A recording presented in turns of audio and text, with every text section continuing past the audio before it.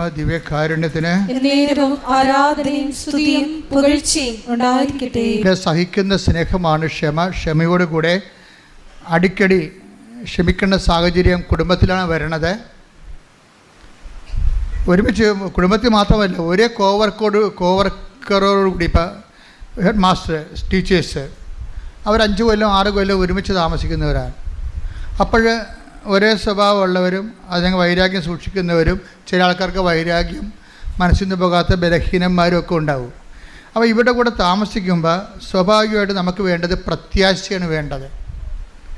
ഈ പ്രത്യാശ എന്ന് വെച്ച് കഴിഞ്ഞാൽ ഇത് എവിടെയെങ്കിലും കൊണ്ടുപോയി എൻ്റെ ദൈവം പറഞ്ഞ വചനങ്ങൾ അവൻ പറഞ്ഞതുപോലെ ചെയ്തുകൊണ്ട്, ശത്രുവാണെങ്കിൽ പോലും ഞാൻ ക്ഷമിച്ചുകൊണ്ട് പ്രാർത്ഥിച്ചുകൊണ്ട് വിവേകമനുസരിച്ചുകൊണ്ട് ഞാൻ ഒഴിഞ്ഞു മാറിക്കൊണ്ടും ഒക്കെ ഇവിടെ കൂടെ ജീവിക്കും. പക്ഷേ ദൈവം അവസാനം ഇവരെ നേടിയെടുക്കും ദൈവത്തിന്. അപ്പം നമ്മുടെ ഉള്ളിലെല്ലാം വേണ്ടത് അവർ വിശ്വാസം സ്വീകരിക്കാനും ദൈവത്തെ അവർ നേടിയെടുക്കാനും വേണ്ടിയാണ് നമ്മൾ പ്രാർത്ഥിക്കേണ്ടത്. അല്ലാതെ നമ്മളോട് നല്ലവണ്ണം പെരുമാറാനല്ല പ്രാർത്ഥിക്കേണ്ടത്.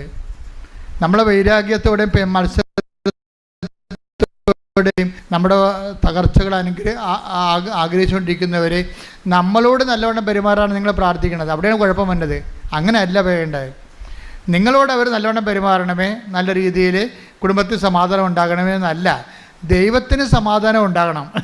നിങ്ങളുടെ കുടുംബത്തിന് മാത്രം സമാധാനം ഉണ്ടായാൽ ഇത്രയും നാളുള്ള കുടുംബ പ്രാർത്ഥനയ്ക്ക് എക്കാതിരുന്നതിൻ്റെ കാരണം കുടുംബസമാധാനത്തിന് വേണ്ടി പ്രാർത്ഥിച്ചിട്ടാണ്.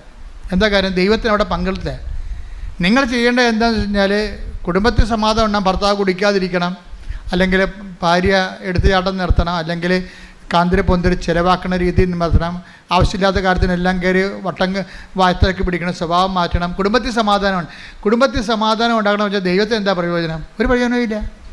ദൈവത്തിന് ഒരു പ്രയോജനമില്ലാത്ത കാര്യങ്ങളാണ് നിങ്ങൾ ദൈവത്തോട് ചോദിക്കുന്നത് കൊണ്ടാണ് വർഷങ്ങൾ ചോദിക്കേണ്ടി വരുന്നത്.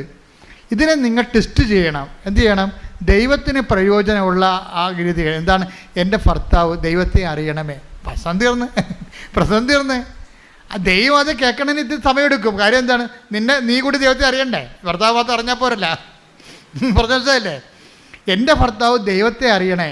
ദൈവത്തെ എന്ന് വെച്ചാൽ അറിയേണ്ട പോലെ അറിയണം. എന്താണ്? ഞാൻ ഒരു കാര്യങ്ങൾ വരുമ്പോൾ നമ്മളെ പെടക്കാതെ അതിനെ സൗമ്യമായി. ഈ മോസസ് എന്തുകൊണ്ടാണ് പെടക്കാതിരുന്നത്?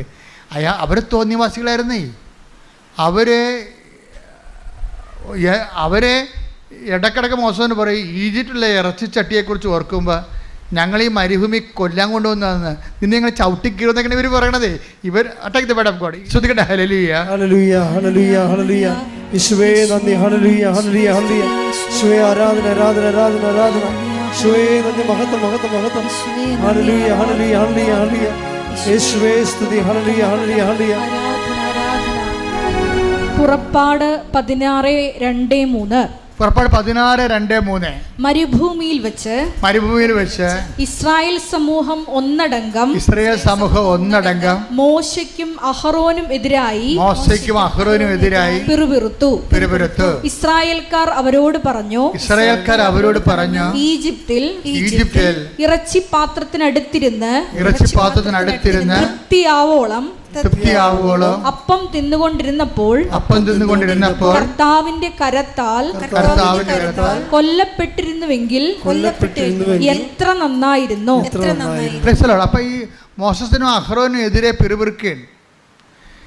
എന്താ ഓർക്കണത്? എന്തെങ്കിലും ഒരു ഭക്ഷണത്തിന് ഒരു അല്പം വിശന്ന് കഴിഞ്ഞാൽ ഉടനെ ഇവർ ഈജിപ്തിലെ ഇറച്ചിപ്പാത്രം ഓർക്കും. അതെന്നെ കുടുംബത്തിൽ നടക്കണതേ. എന്തെങ്കിലും ഒരു പോരായ്മ വന്നു കഴിഞ്ഞാൽ നിങ്ങളുടെ പഴയ നല്ല കാര്യം നിങ്ങൾ ഓർക്കും. എന്തൊരു സമാധാനമായിരുന്നു, മര്യാദക്ക് ഭക്ഷണം കിട്ടുമായിരുന്നു, ഉറക്കം വരുമായിരുന്നു. ഇവിടെ മനുഷ്യന് 4 മണിക്ക് എഴുന്നേറ്റ് 11 മണിക്ക് കിടക്കാൻ പോകണം, എന്നിട്ടും മനുഷ്യനൊരു സമാധാനമില്ല. ഇങ്ങനെ പഴയ കാര്യങ്ങൾ ഓർത്ത് പെയ്ത് പെറുക്കും.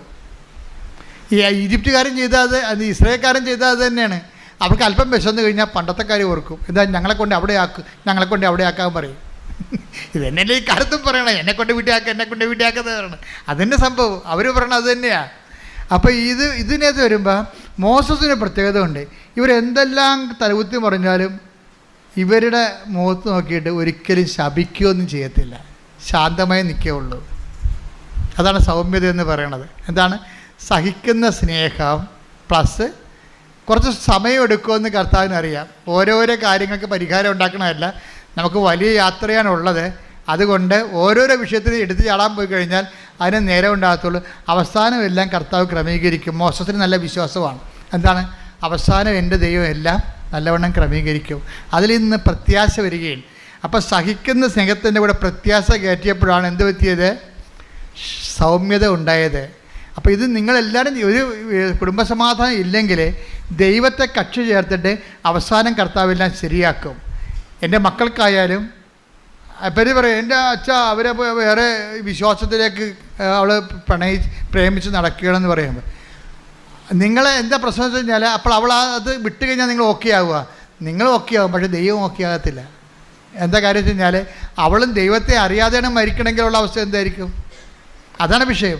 ദൈവത്തിന് അടിസ്ഥാന ഒന്നാം സ്ഥാനം കൊടുത്തുകൊണ്ട് വേണം ജീവിതത്തെ പുനഃക്രമീകരിക്കേണ്ടത്. ദൈവം എല്ലാ വിഷയങ്ങളും എപ്പോഴായാലും കറക്റ്റ് ക്രമീകരിക്കും. മോശസിന് അനുഭവത്തിൽ നിന്നറിയാം. അതുകൊണ്ടാണ് മോശത്തിന് സൗമ്യ, അതെന്താ അതിനെക്കുറിച്ച് മോശനെക്കുറിച്ച് പറയണതേ, ഈ സൗമ്യതയുടെ ഉറവിടം എന്താണെന്നറിയാമോ? മോശത്തിൻ്റെ സൗമ്യയുടെ ഉറവിടം എന്ന് പറയുന്നത് സങ്കീർത്തനം 103:7 മോശസ് ചുമ്മാ സൗമ്യത ഉണ്ടായതല്ല. അരക്കിലോ സൗമ്യത ഇങ്ങോട്ട് തരാൻ വേണ്ടി സീനാമലയെ പൊളിച്ച് തിന്നതും പറയും, ദൈവമേ എന്താണ് മോശത്തെ വന്നത്, എനിക്ക് അരക്കിലോ സൗമ്യത വേണം. അങ്ങനെ ഞാൻ തൂക്കിയും വെട്ടി കൊടുക്കണമല്ല. ഇതെവിടുന്ന് സൗമ്യത ഉണ്ടായെന്ന് സങ്കീർത്തനം പറയുന്നുണ്ട്. സങ്കീർത്തനം 103:7 അവിടുന്ന് തന്റെ വഴികൾ മോശയ്ക്കും പ്രവർത്തികൾ ഇസ്രായേൽ ജനത്തിനും വെളിപ്പെടുത്തി. അതാണ് പ്രശ്നം. ഈ സൗമ്യത എങ്ങനെ ഉണ്ടായത്? അവിടുന്ന് ദൈവം തൻ്റെ വഴികളെ ആർക്കാണ് വെളിപ്പെടുത്തിയത്? മോശയ്ക്കും. പ്രവർത്തികളെ ഇസ്രായേൽ ജനത്തിന് വെളിപ്പെടുത്തി. അപ്പോൾ ഒരു കാര്യം എന്തിനു വേണ്ടി ചെയ്യുന്നു എന്നുള്ളതാണ് വഴികളെ. എന്താണ് ചെയ്യണമെന്നുള്ളത് പ്രവൃത്തിയാണ്.